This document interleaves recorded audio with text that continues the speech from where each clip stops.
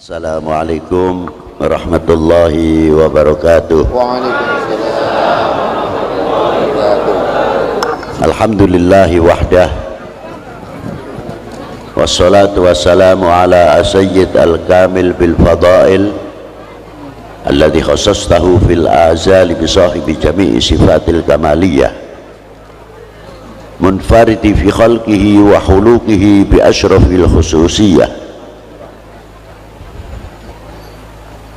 alladhi jama'a Allahu lahu ilmi dhahir wal batin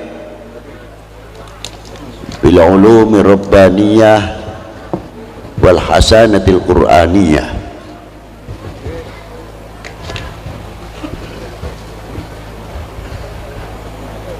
Al habibil alil qadril adimil jah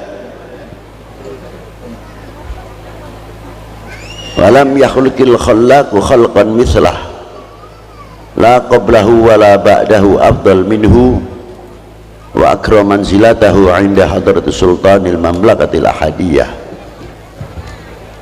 wa ja'altahu wasitatil udma li ahli la ilaha illallah sayyidina Muhammad Rasulullah sallallahu alaihi wa ala alihi wa sahbihi fi kulli lamhati wa nafasin adada ma wasi'ahu ilmullahi amma ba'du. Hadratil muhtaram al-mukarramun, para sesepuh, bini sepuh, para alim ulama, para habaib, khususnya Hadratil muhtaram Yusaidi wa akhina al-habib Umar Mutahhar dan beberapa kiai-kiai atau para masyayikh wal habaib. Maaf kalau saya tidak bisa menyebutkan satu persatu, bukan berarti mengurangi ta'zim ikhtiram kami kepada para beliau. Yang saya hormati bapak-bapak dari Forkominda Kabupaten Indramayu, Bapak Pejabat Bupati, Bapak Kapolres, Bapak Dandim, Bapak dari anggota DPRD, Ketua DPRD, Majelis Ulama, Menteri Agama, Kementerian Agama atau Depak dahulu, Bapak-bapak dari instansi pemerintahan, sipil, TNI, Polri yang selalu kita banggakan, pimpinan-pimpinan dari ormas Islam khususnya, dan yang saya hormati saudara-saudaraku, anak-anakku, Banser, GP Ansor, yang saya hormati Pak Camat, Pak Dan Ramil, Pak Kapolsek serta jajarannya, Bapak Kepala Kelurahan atau Kepala Desa Karanganyar atau Karangmalang seperangkatnya, panitia penyelenggara dalam rangka Khol Al-Habib Umar bin Thaha bin Yahya, dan yang saya banggakan Al-Habib Umar Al-Idrus, hadirin wal hadirat rahimakumullah. Saya mengingat satu hadis, walaupun ini hadis khususnya untuk ahli baitin Nabi sallallahu alaihi wasallam, tapi hadis ini tidak memisahkan peranan-peranan ulama yang selalu bergandeng tangan dengan ahli baitin Nabi sallallahu alaihi wasallam. Di antara hadisnya tersebut, kullu nasabin wa sababin yanqati'u ila yaumil qiyamah. Hadis ini sebelumnya banyak riwayat dan banyak cerita. Mengapa keturunan baginda Nabi sallallahu alaihi wasallam diambil dari putrinya, tidak diambil dari putra.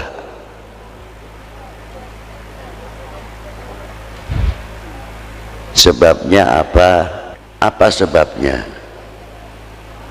Karena dunia Arab sebelum baginda Nabi SAW dilahirkan, muta'assibina bi auladihim, orang yang sangat fanatik terhadap putra lelakinya, sampai gengsinya kalau mempunyai anak perempuan dikubur hidup-hidup, padahal bertentangan dengan hati nuraninya. Tapi karena gengsi lebih tinggi daripada kasih sayangnya terhadap anak, walaupun mengucurkan air mata, ya dengan penuh keterpaksaan mengubur anak perempuannya. Tapi kalau mempunyai anak lelaki, waduh, hari raya boleh dikatakan lebih kegembiraannya. Sampai pada waktu zaman Rasulullah lahir, dewasa, ba'dal bi'tsah dan sebagainya, diangkat menjadi Rasul dan Nabi, beliau mempunyai anak Ibrahim, meninggal masih kanak-kanak. Qasim, Abdullah atau Tahir, Thayyib juga diambil oleh Allah Subhanahu wa ta'ala, hingga terlontarlah dari mulut-mulut jahiliyah pada waktu itu menuding atau mengatakan kepada Rasulullah, beliau adalah seorang abtar.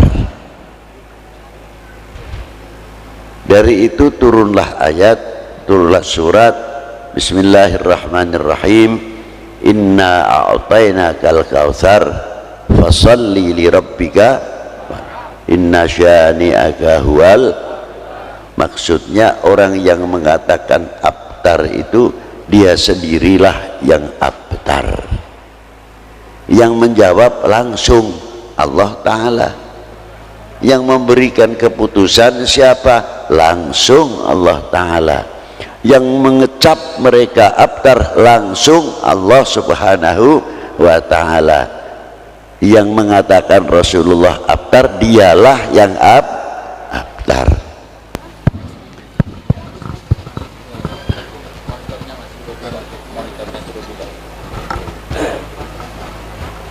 Lalu Rasulullah bersabda, saya teruskan hadis tadi, setiap nasab selain dari aku dan sebab dari aku putus, terkecuali yang dari aku, an-nasab maupun sabab. Saya tidak akan menerangkan nasab, ini sudah jelas. Tapi sabab atau hasad, sabab di sini adalah pertama dari baginda Nabi SAW, sahabat yang mengambil dari baginda Nabi, dari sahabat diambil oleh tabi'in sampai kepada tabi'in mempunyai asanid, silsilah atau sanad silsilatud dahab, silsilah bagikan emas atau berlian, dari tabi'in sampai baginda Nabi Shallallahu Alaihi Wasallam. Umpamanya kok mengambil torekot dari torekot Alawiyah, torekot Alawiyah ini terpencar tidak di kalangan Sadatina Alawiyin saja. Orang kalau membaca torekot Alawiyah taunya ratib, itu torekot Amiyah. Tapi Thariqatul Alawiyah yang khususiyah tetap ada BA-nya, ada zikirnya, dan cara zikirnya ada sebagaimana thariqat-thariqat yang lain. Nah, di Indonesia ini Al-Mursyidul Kamil khususnya di Indramayu ini cukup banyak. Di antaranya Al-Habib Umar bin Toha sendiri, Al-Habib Muhammad bin Abdurrahman As-Saqaf di Sabrang Kulon atau Sindang, Al-Habib Yusuf bin Ahmad bin Syekh Penganjang, dan ada juga ayahnya seorang ulama besar bangsanya Al-Idrus yang dimakamkan tidak jauh dari makam Al-Habib Ahmad bin Alwil Kaf, Gubah yang satu, Habib Abdul Qadir kalau tidak salah namanya, Ahmad bin Abdul Qadir As-Saqaf, cucunya yang terkenal di Batu Pahat Al-Habib Ali bin Ja'far, itu turunan Indramayu.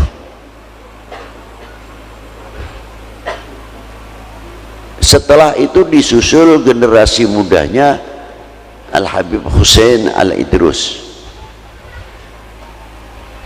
Tidak terlepas an-nasabun, as-sababun, selain daripada an-nasab. Pertama kali mursyid yang luar biasa dalam Thariqah Naqsyabandiyah namanya Syekh Sam'un, yang dimakamkan di Dodok, di Dadap, daerah Karangampel. Beliau mursyid Naqsyabandi dan Syatariyah.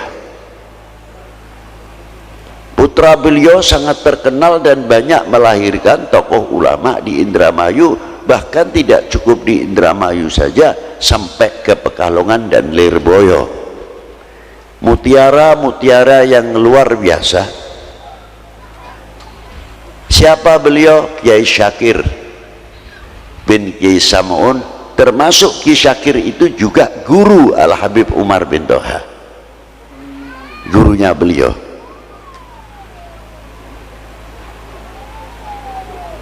Keturunan Kiai Syakir, putri satu dinikah dengan Raden Broto kalau tidak salah, mengeluarkan anak Kiai Abdul Aziz. Kiai Abdul Aziz punya anak Kiai Abdul Majid, Kiai Abdul Majid punya anak Kiai Ali, jadi menantu Kiai Said Gedongan. Itulah ayah Ki Mahrus Lirboyo. Jadi dari Dadap ke Indramayu, Lirboyo. Ada lagi namanya Kiai Hasan Qudsi, seorang ulama besar asli dari Banten.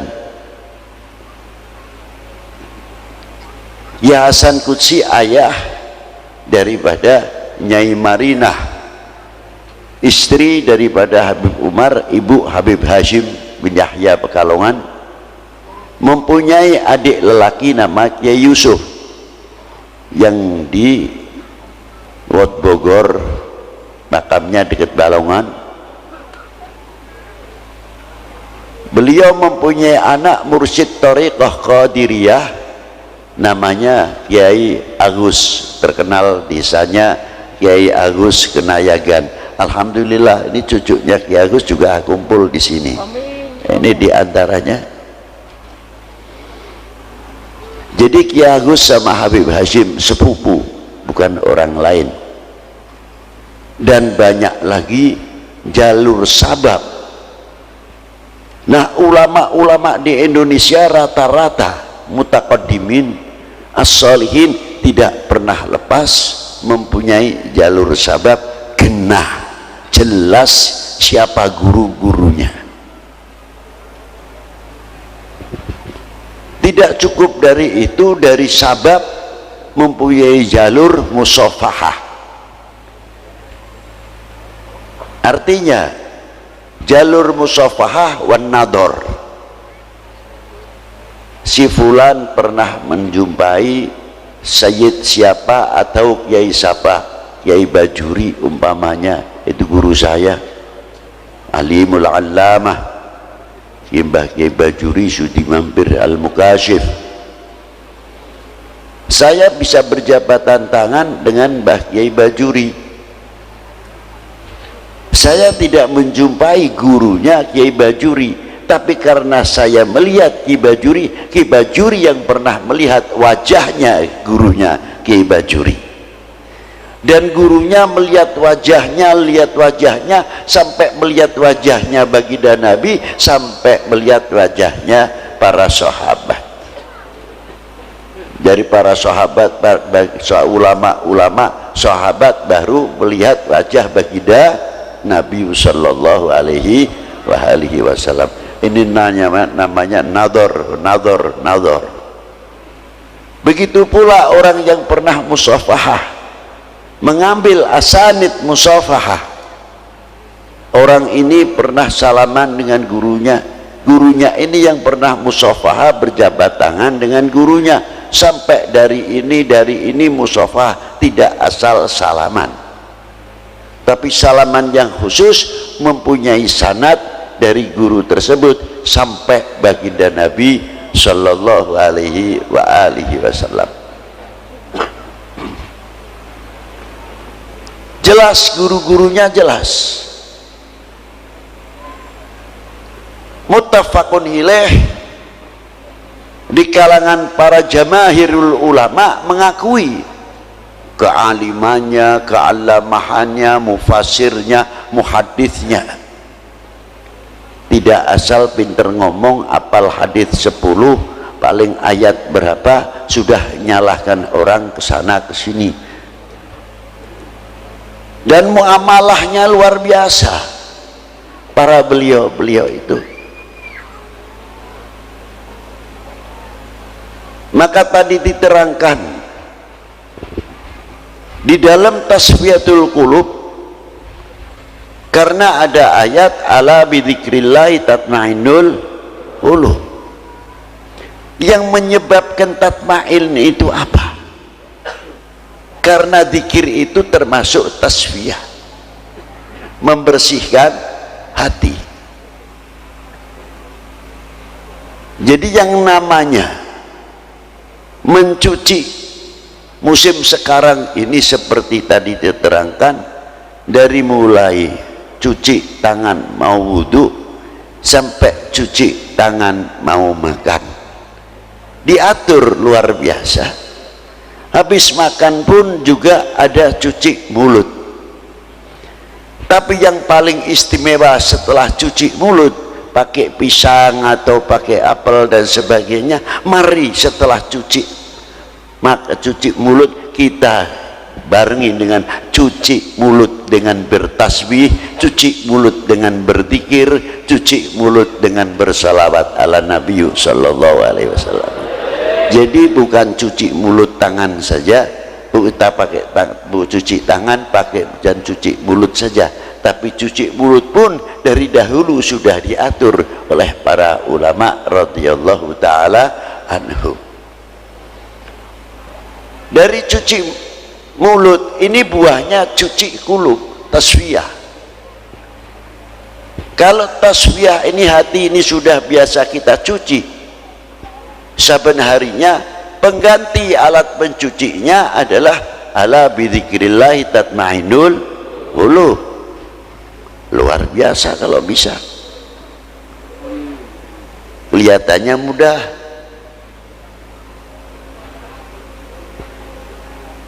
kalau sudah bisa mencuci hati. Kayak beri contoh saja, kalau orang setiap hari perlu mandi, jelas ada alatnya, air. Cuci muka, air. Kalau tidak ada, tayamum. Nah, yang sekarang alat cuci hati itu apa? Soalnya tempatnya di dalam. bukan di luar. Nah, kita ganti hiasan hati yang tadinya hiasan kibir, takabur, sombong dan lain sebagainya, kita ganti hiasan itu dengan hiasan bidzikrillahi la ilaha illallah. Itu menjadi pengganti hiasan. Bila mana cahaya kalimah la ilaha illallah itu terpancar, akan terpancarlah matanya binuri la ilaha illallah. Bila mana terpancar di hatinya kalimah la ilaha illallah, akan terpancarlah telinganya binuri la ilaha illallah. Bila mana sudah terpancar hatinya dengan la ilaha illallah, lisannya pun akan terpancar ya tala'la binuri la ilaha illallah. Inilah. Nah, para beliau dalam hal tersebut tidak semudah itu punya guru. Dalam zikir itu punya guru, tidak sembarangan, dan punya sanad. Sebab di sini disebut ilmu usul, ilmu tarekah. Ilmu tarekah itu bukan dikadek tidak mempan, digolok tidak mempan, itu tarekah. Bisa ngobatin orang tarekah, bisa hiber, bisa mabur, itu disebut tarekah. Bisa jalan di atas air, tarekah. Bukan itu tarekah. Yang dimaksud di sini tarekotul usul, talian yang erat, sambungan dari hati kita kepada Allah Subhanahu wa ta'ala, sehingga sedetik pun kita dididik oleh baginda Nabi SAW yang melalui para pewarisnya, sehingga kita tidak pernah lupa kepada Allah Subhanahu wa ta'ala. Gerakan-gerakan tangan kita tergantung kita juga. Ini satu contoh yang kecil. Apa di antaranya? Kalau kita sudah kebiasaan pakai baju tangan kanan dulu, ittiba'un Nabi sallallahu alaihi wasallam, lama-lama mempunyai gerak refleks tangan kanan dahulu. Melepas tangan kiri, pakai celana pun sama, kanan lepas kiri. Karena sudah refleks otomatis. Lisan sama. Kalau lisan ini sudah dibiasakan yang baik, subhanallah, selain daripada itu kata-kata yang baik, tidak mau mengotori lisan kita dengan omongan-omongan yang jelek, akan terlatih. Biasanya ngucap subhanallah, subhanallah. Contoh yang gampang, kita ndak pakai sandal, kebetulan ada orang buang puntung rokok seenaknya masih menyala, kita nginjak panas kayak apa? Karena lisannya bisa mengucapkan subhanallah, begitu kena puntung rokok yang panas subhanallah. Yang biasanya la ilaha illallah, la ilaha illallah. Yang biasa memelihara kaki empat, ya yang keluar ya kaki empat. Itu refleks. Yang paling berbahaya kalau kaki empat ini dibawa ketika sakaratul maut. Karena pedih dan sakitnya rasanya ketika sakaratul maut, kebiasaannya kaki empat, ya kaki empat yang keluar. Yang dibilangin kaki empat, tidak tahu malaikat nyabutnya tambah temenanan. Kalau perlu dibrodot sisanya. Kita dibimbing oleh baginda Nabi SAW supaya mendapatkan tatma'inul qulub. Sebab kalau tatma'inul qulub meningkatkan martabatut tauhid. Kalau sudah mencapai tingkat tatma'inul qulub, melihat selain Allah adalah makhluk, la naf'an wala dharra, tidak bisa memberikan manfaat atau madarat karena makhluk. Lah itu, hatinya kembali kepada Allah, tidak mempunyai rasa kekhawatiran, Justru adanya kekhawatiran untuk memohon kepada Allah. Kalau manusia tidak diberi rasa khawatir, menggampangkan minta kepada Allah. Karena diberi khawatir, memohon. Itulah hikmah daripada khawatir. Tapi tetap dalam pandangan tauhid, kembali kepada Allah Subhanahu wa taala, yakin bahwa corona adalah bukan Tuhan. Corona adalah makhluk. Corona bukan sesuatu yang menakutkan. Justru yang lebih menakutkan, yang mentakdirkan ialah Allah Subhanahu wa taala. Dengan adanya corona bukan menjadi alat pelentur untuk ekonomi kita menjadi lemah, pertanian kita menjadi lemah. Silahkan corona tetap berjalan, ekonomi tetap berjalan, pertanian tetap berjalan, sehingga tidak menjadi bangsa yang mundur. Harusnya begitu. Kayak corona kayak ngadepin harimau, takut betul. Kenapa? Lo ini tauhid kita kemana? Ayo kita meraih tatmainul qulub. Ala bidzikrillah tatmainul qulub. Supaya kita menghadapi corona, kita tetap pakai peraturan, tapi tetap kita tawakal dan yakin diri kepada Allah Subhanahu wa taala. Corona, corona sira jalan dewek bae. Nembe jangan kita. Sira pada bari kita makhluk sira. Ekonomi jalan, pertanian jalan, ekonomi kerakyatan jalan, UKM jalan. Orang yang akan memanfaatkan corona supaya Indonesia ini jatuh, Indonesia ini terpuruk ekonominya, kita balik dengan ekonomi Indonesia akan lebih maju. Setuju? Benar, dilakoni. Aja setuju juga gampang. Kita sampai doer ngomongnya, aduh. Jadi tenang.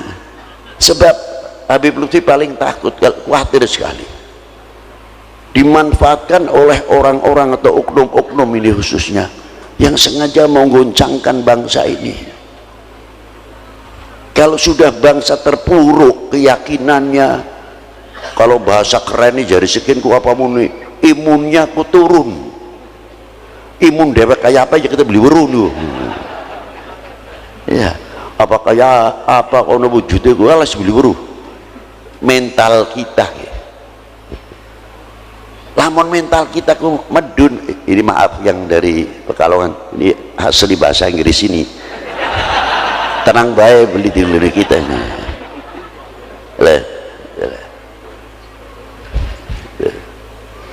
Jadi kita ku lamun wuru kang kaya mengkonon, atine ku tambah gede. Beli khawatir. Silahkan, karena kita mempunyai keyakinan apapun selain Allah adalah ikhtiar untuk menambah mendapat pahala, bukan ikhtiar untuk takut. Ya kan? Ya. Aja maning manusia. Jangan lagi manusia. Wit pelembai ya. Anak amai. Pisang ya anak amai, sampo atau capu ya tetap anak baik, tapi tetap tumbuh, tetap mengeluarkan pisang walaupun ada ama aja kalah bari wit gedang baik. Bagian anak amai godongnya pada rusak tetap baik. Jadi ekonomi tetap berjalan gedang baik, wit pisang bisa jaga ekonomi aja maning sirah bari kita. Enak-enakan mengkonon bae gua digawe ribut bae. Apan kaya kiyen wedi apa maning sing wong duweni penyakit was-was ku. Lah. Iya, sampai tekan salate beduduning penyakit bae was-was ku. Sampai tekan was-was tekan salat. Wudu wis ping 17. Usoli nembuh usolli fardol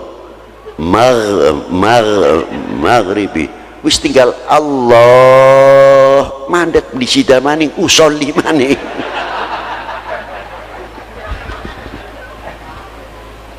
balik maning usolli maning Allah beli sida maning sing ngadeg wis pegel soft wis ngenteni sing paling enak ngadeg sini pojok dewek bari landaan tembok kanan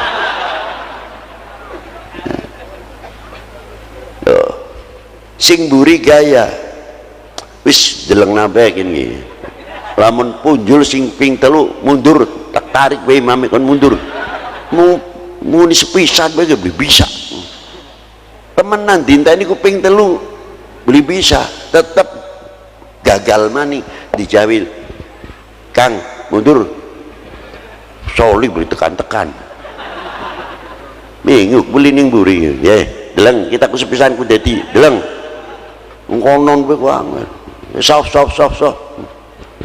Allahu Akbar sing buri nyemplung yakin go imam takbir kabeh Allah tenang beli maca Fatihah malah biluk ngandel beli ku sira sepisan kita ku dadi lho yakin wong was kliwat mani ya nana maning boeng konon ada ya ini gila.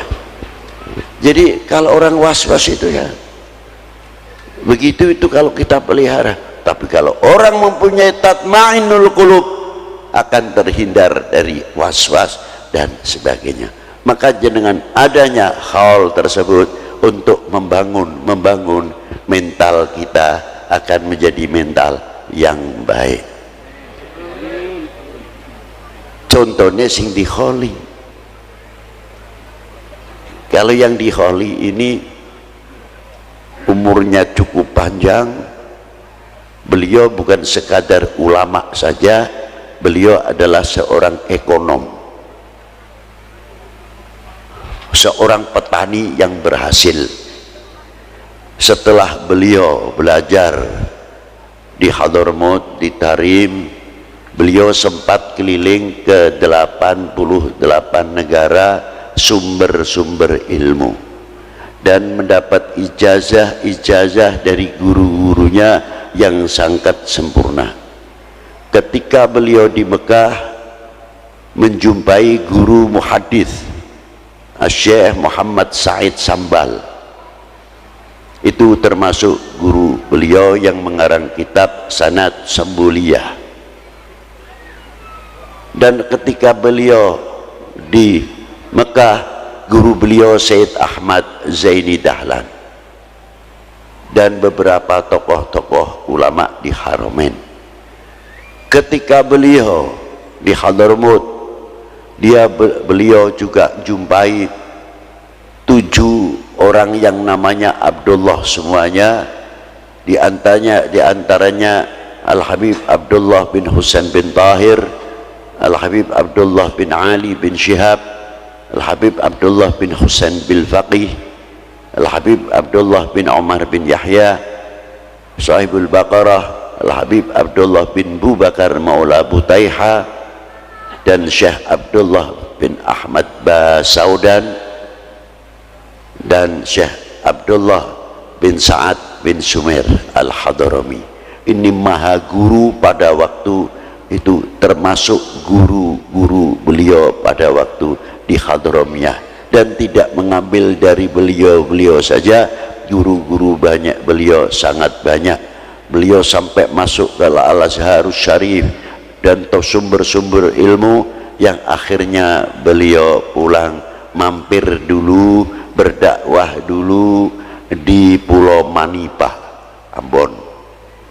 Beliau di sana bersama Al-Habib Ibrahim Ba'bud dan Al-Habib Abdurrahman Al-Hamid sempat mendirikan satu masjid yang diberi nama Nur Selange di daerah Manipah.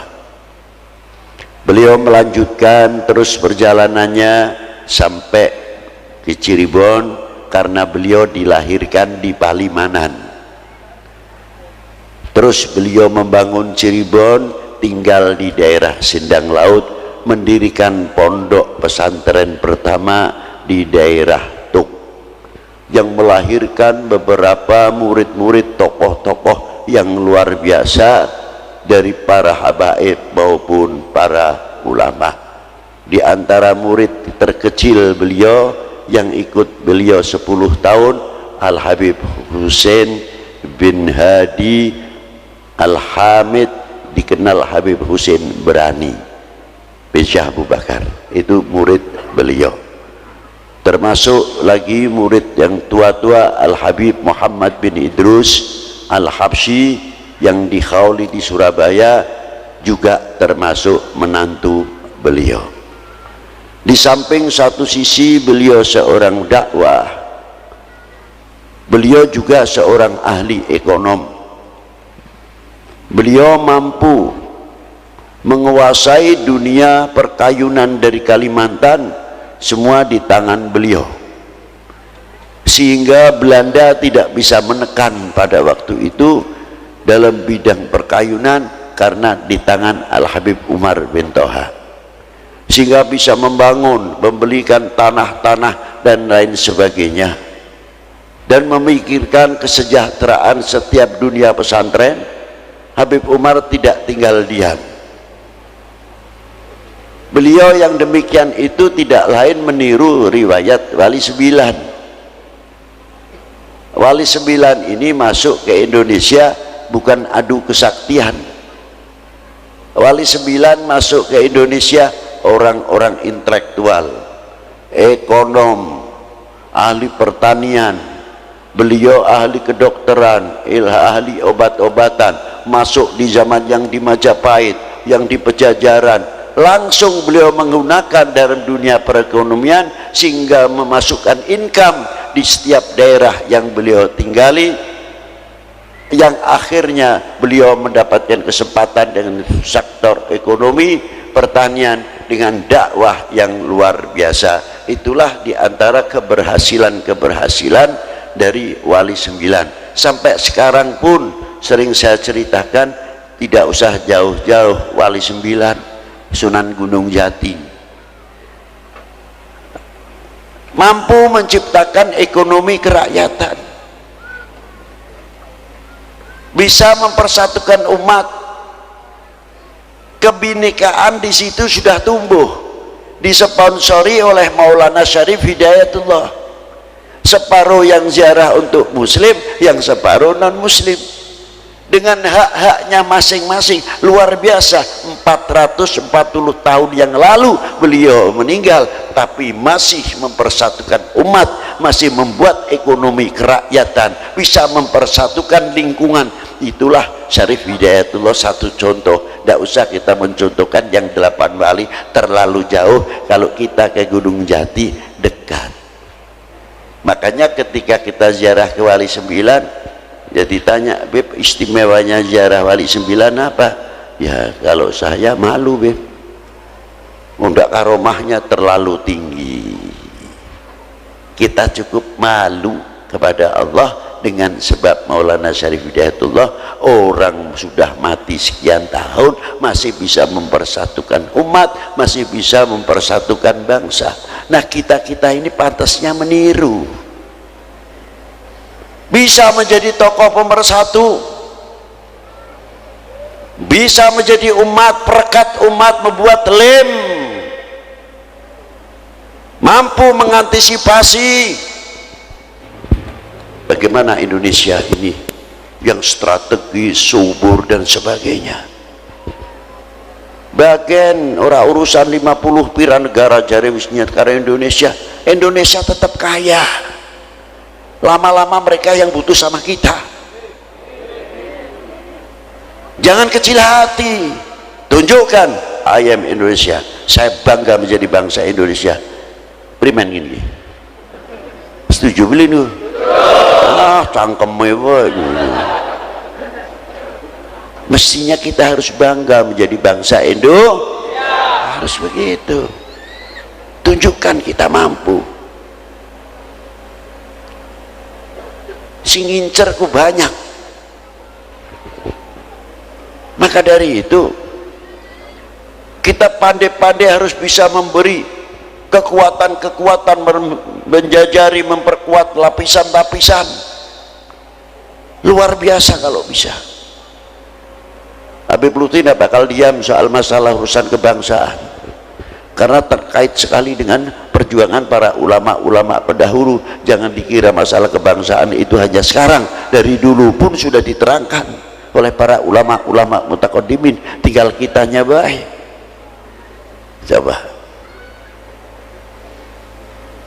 berapa ulama-ulama kita yang ikut andil dalam perjuangan bangsa ini. Kita selalu ingin mengingatkan supaya menjadi bangsa yang kuat, tidak menjadi bangsa yang mudah dipecah belah. Sampai takon, Bib, bagaimana cara memajukan ekonomi Indonesia? Gampang, kita balik apa yang ada kekayaan di negeri kita, kita banggakan.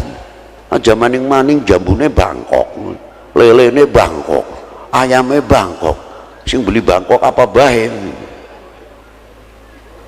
Ganti durene, duren Indonesia, lele Indonesia, ayam Indonesia, ikan Indonesia dan sebagainya Indonesia. Itu baru ekonomi Indonesia akan maju luar biasa, karena bangsa ini merasa menghargai, menghormati apa yang ada keluar dari bumi pertiwi. Mestinya kan harusnya begitu. Kamu nulis nganggu barang sing luar negeri kaya nelangkan, padahal made in Indonesia kan gua. Levi's yang dikirim Singapura ku Bandung, Majalaya, Pekalongan, belek na Singapura, balik mana ini kan Singapura. Mumet. Aduh. Lah inilah. Coba kalau kita merasa menghargai handar beni. Saya tidak merugikan orang lain sebelum menguntungkan bangsa sendiri, sebelum menguntungkan negara sendiri. Itu kan begitu, itu ajaran para ulama. Coba sampai sekarang Wali 9 kuburannya rame. Itu petanda, syarah untuk kita semuanya. Maka dari itu, dengan adanya hall dan sebagainya, supaya kita menjadi bangsa tidak melupakan sejarah. Kalau sudah melupakan sejarah, ya jatakon setengah siji nih jatawa-tawa. Nah, maka dari itu sekali lagi, adanya hall itu penting, sebab Indonesia ini banyak suri toladan. Bagaimana supaya kita bisa meraih dzikrus sholihin, kata sabda Nabi, dzikrus sholihin tanzilu rahmah. Sebab sering banyak kita menceritakan riwayat hidup para sholihin, akan sebab turunnya rahmah. Nah, kita bisa mengambil suri toladannya dari segi dakwah, bagaimana ulama-ulama dulu, dari segi perjuangan, bagaimana ulama-ulama dulu dan tokoh-tokoh bangsa ini ikut andil besar untuk memerdekakan bangsa ini dari belenggu penjajah dan lain sebagainya. Nah, kita sudah mempunyai kontribusi apa untuk mengisi kemerdekaan ini? Saya mau tanya, sudah mempunyai kontribusi apa? Mestinya malu kepada para beliau.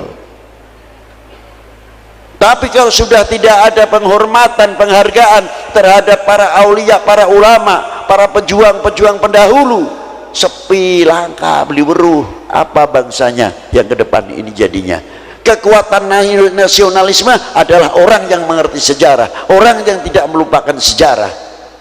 Kalau seorang anak mengerti berbakti kepada kedua orang tuanya, karena orang tuanya mendidik satu dengan agama, kedua kali orang tua selalu mendidik, ih lu payah wong luru duit ki mengkanen, mencari sesuap nasi, secari kain dan sebagainya.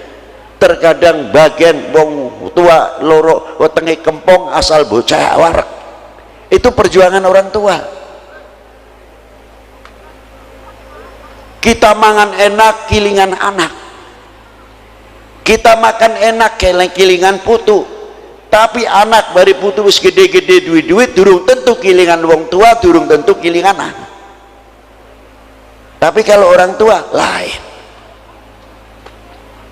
Apalagi kalau sudah gaji pas-pasan, wis kanggo bayar utang, ana sing durung kanggo bayar sekolah dan mumet ben bengi puter keliling utekem dan lain sebagainya. Nah, kalau anak-anak kita tahu yang demikian atas perjuangan para sesepuh kedua orang tua kita, kita pasti akan menjadi anak yang soleh. Tidak mungkin kita akan menjadi anak yang nakal. Rasanya malu kalau kita menjadi anak yang mengecewakan kedua orang tua. Pasti akan membangun keluarga itu kompak, kita itu rukun. Tapi coba kalau anak sifatnya masa bodoh terhadap orang tuanya, tidak tahu, taunya rumah mentereng, sudah punya kerjaan atau pabriknya besar dan lain sebagainya, tapi tidak pernah belajar kesusahan payahnya orang tua. Apa yang terjadi? Manja. Dan bangsa ini dibangun bukan oleh kemanjaan. Betul? Bangsa ini dibangun tidak atau bukan oleh kemanjaan. Itulah hebatnya. Maka dari itu kita tanya, kita lamun ziarah ning kubur ning wong tua loro, apa sing di pertama kali kita bertanya? Apa tahlil, apa doa? Biasanya ya doa, yasinan dan sebagainya. Bagus.